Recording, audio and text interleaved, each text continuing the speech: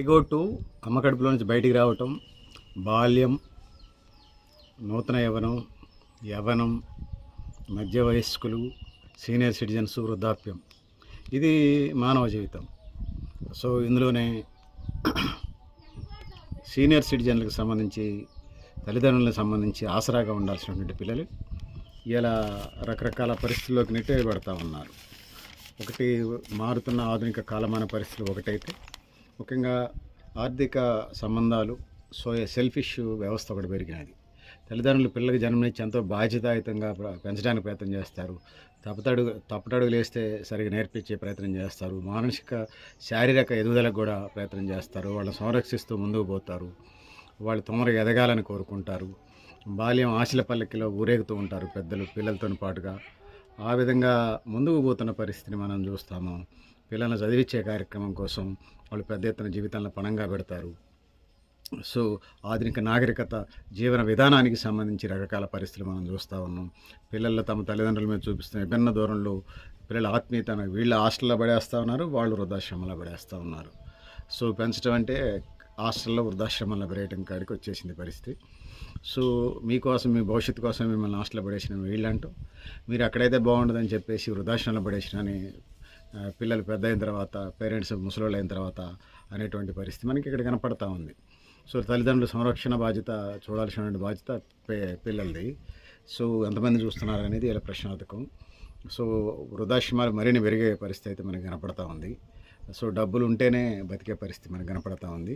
పేద సాదా తల్లిదండ్రులకు సంబంధించి భవిష్యత్తు ఏందో చూడాల్సినటువంటి పరిస్థితి అయితే ఉండనైతే ఉన్నది. సో ప్రధానంగా వృద్ధాశ్రమాలు కూడా చాలా, హైదరాబాద్ లాంటి చోట్ల నేను చూశాను. ఖమ్మంలో సత్య ట్రస్ట్, లేకపోతే ఇతర చోట్ల సత్యసాయిబాబా ట్రస్ట్ వాళ్ళు మంచిగా నడుపుతున్నారు. చాలా ఎన్జిఓలు మంచిగా నడుపుతూ ఉన్నారు ట్రస్టులకు సంబంధించి. సో ఈ పరిస్థితులన్నీ ఉన్నాయి. సో తల్లిదండ్రులు, కుటుంబ సభ్యుల మధ్య ఆస్తి పంచాయతీలు వస్తూ ఉన్నాయి. అన్నదమ్ములు ఒకళ్ళకి మొగ్గని, అన్నదమ్ముల అక్క చెల్లెలు ఉంటే వాళ్ళకి వీళ్ళేం వాళ్ళకి పెట్టారనుకోవటం, వాళ్ళేం వీళ్ళకి పెట్టారని అనుకోవటం. ఈ ఆస్తులు, పంచాయతీలు అన్ని సమస్యలు కాదా ఉన్నాయి. అనాదిగా వస్తున్నటువంటి జీవన విధానాలు, సంస్కృతి, సంప్రదాయాలు, కట్టుబాట్లు, విలువలు, వైవిధ్యమైనటువంటి మానవ సంబంధాలు, రకరకాల పరిస్థితులు వస్తూ ఉన్నాయి. ఆధునిక వ్యవస్థ వచ్చేస్తూ ఉంది. గతంలో గ్రామీణ ప్రాంతాల్లోనే ముగిసిపోయేది జీవితం. సో ఇట్లాంటి పరిస్థితులన్నీ మనం చూస్తూ ఉన్నాం. వృద్ధాప్యం అనేది 1000 ఏళ్ళు ఎవరు బతకరు. వృద్ధాప్యం అనేది చాలా కామన్గా వస్తుంది. సో దాన్ని ఎవరు కాదనలేరు. తల్లిదండ్రులను అర్థం చేసుకోవాలి. వాళ్ళ మనస్తత్వం ఉండేటువంటి అవకాశం అర్థం చేసుకుని ముందుకు పోవాలి. కుటుంబ వ్యవస్థను గౌరవించాలి. ఇద్దరు పిల్లలు మాత్రం ఆ కుటుంబాల పరిసరాల విధానాలకు ప్రభావితం చేస్తారని, ఇంతకుముందు 5 10 మందిని కంటే ఎవరో ఒకళ్ళు చూసేవాడు. వాళ్ళు ఉన్నటువంటి హ్యూమానిటీ ఉన్నటువంటి వాళ్ళు. ఇప్పుడు ఒకళ్ళిద్దరిని కంటే ఆ ఇద్దరు ఎవరు సెల్ఫిష్ అది అయిపోయింది. వేరే జీవితం, ఎక్కువ సంపాదన, ఇలా ఉన్నటువంటి సాఫ్ట్వేర్లు, హార్డ్వేర్ల పేరుతోనే రకరకాల ఈసీ మనీలు రకాలతోనే ఇట్లా పరిస్థితులు వచ్చేసినాయి. సో తల్లిదండ్రులు వారి పిల్లల పెంపకంలో విజ్ఞత, సంస్కారం పట్ల ఆసక్తిని గమనించే విధంగా ప్రత్యేక శ్రద్ధ తీసుకోవాల్సిన అవసరం ఉంది. ఆస్తులు బతికొండంలోనే సంతకాలు చేయించుకొని తల్లిదండ్రులు చనిపోయారని చెప్పేసి ఆస్తులు రాయించుకుంటున్న పరిస్థితిని మనం చూస్తూ ఉన్నాం. సో తల్లిదండ్రులు కూడా తదనంతరమే రాయాలి ఆస్తులు కానీ, అంతస్తులు కానీ. సో కొంత పిల్లలు కూడా జాగ్రత్తగా ముందుకెళ్ళాలి. సానుభూతితోని, మానవీయ కోణాలతోని, ఉన్నతమైనటువంటి భావజాలంతో, ఇరువులు కలిగిన లక్షణాలు చిన్నతనం నుంచి పెంచడం ద్వారా మానవ సంబంధాలు పెరుగుతాయి. సో పిల్లల సైడ్ నుంచి అన్ని బాధ్యతలు కాకుండా పెద్దవాళ్ళకు కూడా వయసు పెరుగుతాయి కాబట్టి ఆరోగ్య సమస్యలు పెరుగుతూ ఉంటుంటాయి. సహజంగా మనిషికి ఆరోగ్య సమస్యలు లేకపోతే అసలు 100కి 99% హాస్పిటల్కి వెళ్తూ ఉంటారు.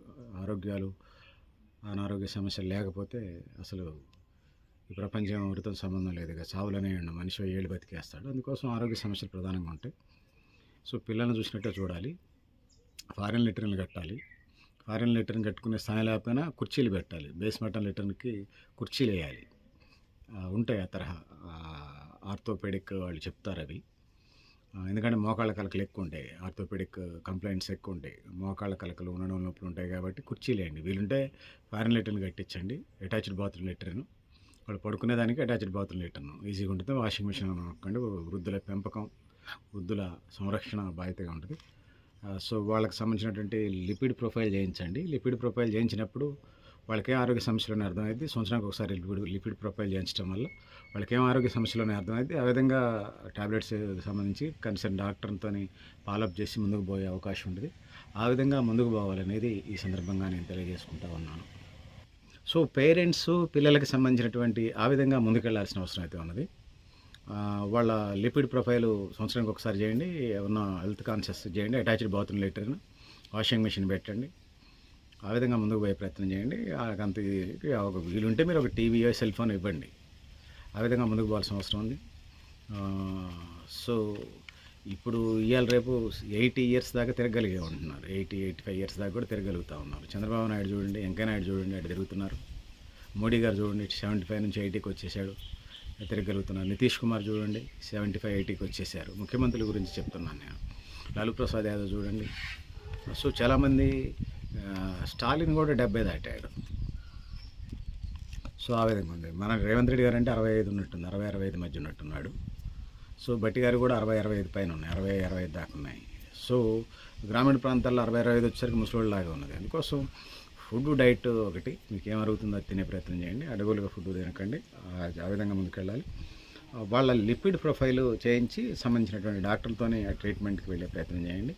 అటాచ్డ్ బాత్రూమ్ లెటరీను, వాషింగ్ మెషిన్, అంటే బట్టలు వాషింగ్ చేసేది ఉంటే సమస్య ఉండదు. వాళ్ళకి ఏం అరుగుతుందో, వాళ్ళకి డైజెషన్ ఏం ఫుడ్ అరుగుతుంది అనేది వాళ్ళ పేరెంట్స్ తల్లిదండ్రులకు సంబంధించి ఏం తింటే అరుగుతుంది, ఏం తింటే అరగట్లేదు అనేది ఐడెంటిఫై చేయండి. ఫుడ్ మెనూని ఈజీగా అరుగుదల అయ్యే, వాళ్ళ బాడీకి అరుగుదల అయ్యే ఫుడ్నే పెట్టే ప్రయత్నం చేయండి. మీరు పచ్చడి మెతుకులు వేసుకుని తింటున్నారని వాళ్ళకి పచ్చడి మెతుకులే పెట్టకండి, మోషన్స్ అయ్యి వామిటింగ్స్ అయ్యి ఇబ్బంది అవుతుంది. అంత బేదరికంగా జీవించకండి. తింటే ఒక ఫుడ్ కొద్ది పోషకాలు ఉన్న, ఒకసారి 2 సార్లు తింటారు ఆ వయసు వాళ్ళు, కొద్ది పోషకాలు ఉన్న ఫుడ్ పెట్టే ప్రయత్నం చేయండి. ఆ విధంగా ముందుకు పోవాల్సిన అవసరం అయితే ఉన్నది. సో ఆ విధంగా ఉండాలి. సో ఇక శాదస్తం కూడా వృద్ధుల సైడ్ నుంచి కూడా శాదస్తం ఉండకూడదు, పిల్లలకి సహకరించాలి. నేను ఒకళ్ళ దగ్గర అడుక్కున్నవాడే కాదంటే నేను దైవకుమారుడా, యేసుక్రీస్తు అల్లా, శ్రీకృష్ణ పరమాత్మ, శ్రీరాముడే. సో సహజంగా ఎవరికైనా వృద్ధాప్యం అందరికీ వస్తుంది. నీ పేరెంట్స్కి వచ్చింది, నీకు వచ్చింది, నీ తర్వాత తరాలకు కూడా వస్తుంది, నీ కొడుకులకి, మనవాళ్ళకి, మనవరాళ్ళకి అందరికీ వస్తుంది. అందుకోసం వయసు ప్రకారం వెళ్ళే ప్రయత్నం అయితే చేయాలి, ఆ విధంగా ముందుకు పోవాల్సిన అవసరం అయితే ఉన్నది. సో పెద్దవారి మిత్రులారు ఆ విధంగా ముందుకు వెళ్ళాలని తెలియజేసుకుంటూ, సో ఏదైతే ఉన్నదో వృద్ధులు కూడా శాదస్తం బంద్ చేసుకొని జాగ్రత్తగా ముందుకు వెళ్ళాల్సిన అవసరం అయితే మనకు కనిపిస్తూ ఉంది. సో అది చాలా నీడెడ్ అనేది నేను తెలియజేసుకుంటున్నాను. సో అది నీడెడ్. నాకు అదే కావాలా, నాకు ఇదే కావాలా, నా ఇష్టం అన్నట్టు చాదస్తాలు ఉంటుండే. కొన్ని చాదస్తాలు ఇక రిలీజ్ కావాలి పెద్దోళ్ళు. సో దూర ప్రయాణాలు, ఏమైనా ప్రయాణాలు ఉంటే తీసుకెళ్లే ప్రయత్నం చేయండి. టూరిస్ట్ ప్లేస్ తిరగలిగి ఉన్నవాళ్ళు టూరిస్ట్ ప్లేస్లు, పుణ్యక్షేత్రాలు పోయి చూసి వచ్చే ప్రయత్నం ఉంటే అవకాశం ఉంటాయి, పోయి చూసి రండి. దగ్గరలో దూరం పట్టి ఫ్యామిలీ ట్రిప్స్లో వాళ్ళు దేశపోయే ప్రయత్నం చేయండి ఒకళ్ళు తిరగలిగి ఉంటే. మంచానికంటే చివరి రోజులు ఎన్ని రోజులు ఉంటారు అది బాధలే కానీ. సో ఆ విధంగా పేరెంట్, అదేవిధంగా పిల్లలు రిలేషను, వాళ్ళు ముసలోళ్ళైనా వీళ్ళు పెద్దోళ్ళైనా ఆ రిలేషన్ కొనసాగాల్సిన అవసరం అయితే ఉన్నదనేది ఈ సందర్భంగా నేను తెలియజేసుకుంటున్నాను. ఆ విధంగా ముందుకు పోవాలని తెలియజేసుకుంటూ, సో పెద్దలారా మిత్రులారా మీరు కూడా మీ అభిప్రాయాలు కామెంట్ బాక్స్లో రాయండి. కొడుకులు చూడాలి, కొడుకులు లేనప్పుడు బిడ్డలు చూడాలి, ఖచ్చితంగా ఆ వైపు వెళ్ళాలి. హోమ్స్ ఎవరు లేని వాళ్ళకి హోమ్స్ కూడా ఉన్నాయి. కాకపోతే పెన్షన్ 5,000 ఇవ్వాలి అసంఘటిత రంగంలో ఉన్నటువంటి వాళ్ళకి. గవర్నమెంట్ ఉద్యోగస్తులకి అయితే పెన్షన్ వస్తుంది, ఎవరో ఒకటి చూస్తారా 10,000, 15,000 ఇస్తుంటే. సో ఆస్తులు మాత్రం ఏమైనా ఉంటే మీ తదనంతరం రాయండి. మీరు ముందే వీలునామా రాసిన బతుకున్నప్పుడు మేము చనిపోయిన తర్వాత మా తదనంతరం రాయండి. ముందే రాసేస్తే అలా కొట్టేస్తున్నారు ఆస్తుల వాళ్ళ పేరు మీద అయిన తర్వాత. సో ఆ విధంగా ఉండండి. కొంచెం సంపాదించుకునే ప్రయత్నం చేయండి. అంటే కనీసం ఎంత అంటే కనీసం మీరు వృద్ధాప్యంలో నెలకు 5,000, 10,000 నెలవారీ ఇన్కమ్ ఉండేలాగా ప్రయత్నం చేయండి. ఏమైనా పని చేయగలిగి ఉంటే పార్ట్ టైం జాబ్స్ ఏమైనా చేయగలిగే అవకాశం ఉంటే చేయండి. అది జ్యూస్ సెంటర్లో జ్యూస్ అందించడమైనా చేయండి, టీ అందించడమైనా చేయండి. ఎందుకంటే ఒకవైపు మీకు వృద్ధులకు సంబంధించి ఆ విధంగా ఉండటం వల్ల ఒకవైపు ఫిజికల్ ఫిట్నెస్గా ఉంటుంది, మానసికంగా స్ట్రెంత్గా ఉంటారు. ఇక సింగిల్గా కూర్చునే వృద్ధులది అది ఒక దెయ్యాల పుట్ట మైండ్. అందుకోసం మీకు సంబంధించిన వాళ్ళతో మాట్లాడుతూ, పిల్లలతో మాట్లాడండి, మనవాళ్ళతో, ఇంటి పక్క ఎంటలతో, అంటే మీకు అని ఫేవర్గా ఉండేవాళ్ళతో, గొడవలు పెట్టుకుంటే వాళ్ళు మాట్లాడమని నేను అనలే కానీ మీకు ఫేవర్గా ఉండేవాళ్ళతో, బంధుమిత్రులతో ఫంక్షన్స్కి వెళ్ళండి. మీ బాల్యమిత్రులు, మీ యంగెస్ట్ మిత్రులు, మీ కోలీగ్స్, మీరు ఉద్యోగం చేసేటప్పుడు మీ ఇరుగు పొరుగు పాత వాళ్ళు, పాత ఇంటి నుంచి కొత్త ఇంటి వాళ్ళు ఎవరైనా మంచిగా మీతో కన్వీనియంట్గా ఉండేవాళ్ళు ఎవరైనా ఉంటే వాళ్ళతో జర్నీ చేసే ప్రయత్నం చేయండి. ఆ విధంగా ముందుకు పోవాలని తెలియజేసుకుంటూ, పెద్దలారా మీరు మిత్రులారా మీరు కూడా మీ అభిప్రాయాలు కామెంట్ బాక్స్ రాయడం తెలియజేస్తూ, నేను గరిడేపల్లి సత్యనారాయణ, మీ లక్ష్యాన్వేషణ. థ్యాంక్ యూ అండి పెద్దలారా మిత్రులు.